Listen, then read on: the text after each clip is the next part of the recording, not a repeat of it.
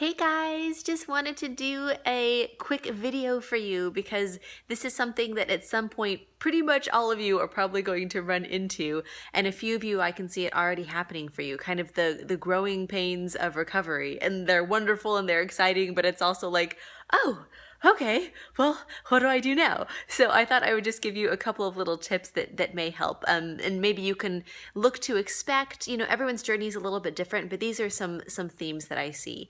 So the first is that as you're recovering from your binge eating, you tend to have all of this mental energy freed up and this time. Like a lot of us spend a lot of time binging, that's where our evenings go, that's where our weekends go.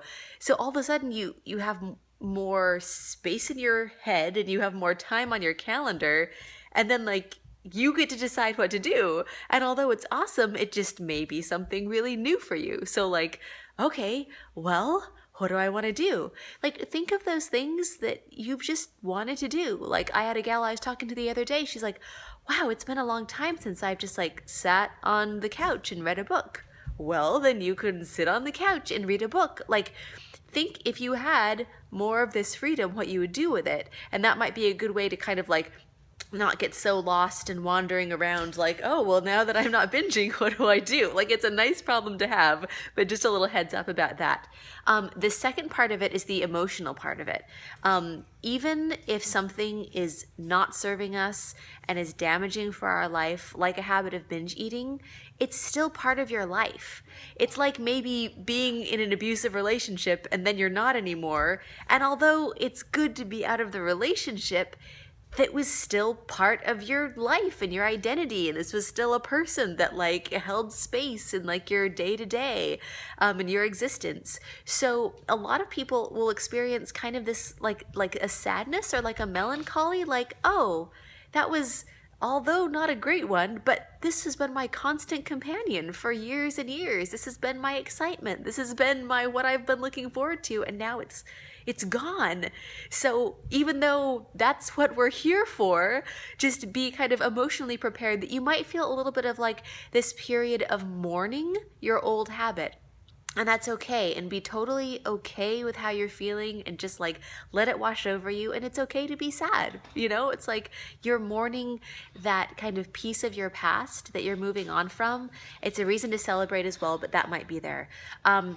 The other thing is that with binging, it doesn't help us really to feel better, but it helps us to feel less. There's kind of this numbing effect of when we're just eating tons of food.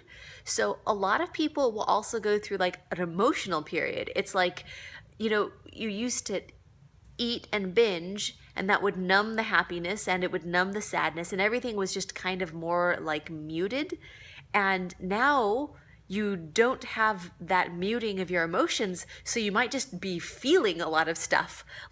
When you were sad before, you used to binge, well, now you just feel sad. Or when you were excited, you used to binge, and now you just feel that excitement. And it may just be kind of you're feeling super emotional, and you're laughing, and you're crying, and you're just know, you're not going insane. You're living. You're living and you're experiencing your emotions, how they can be lived and experienced, but it might be a little bit of a roller coaster. So just be looking for that too. And then also just now that you're in the driver's seat, what do you do? So there might be, some things well, now that I can just eat how I want to eat because I'm not binging, how do I want to do that?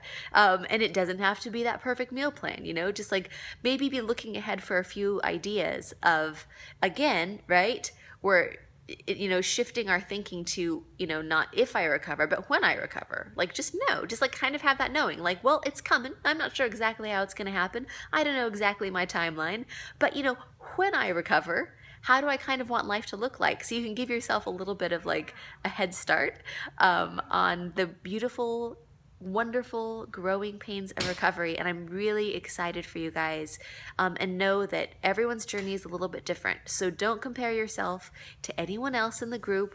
Let's celebrate the celebrations. Let's empathize, with the struggles, and just realize that you are on the exact path that you need to be on. So, mwah, and we'll talk to you soon. Bye, guys.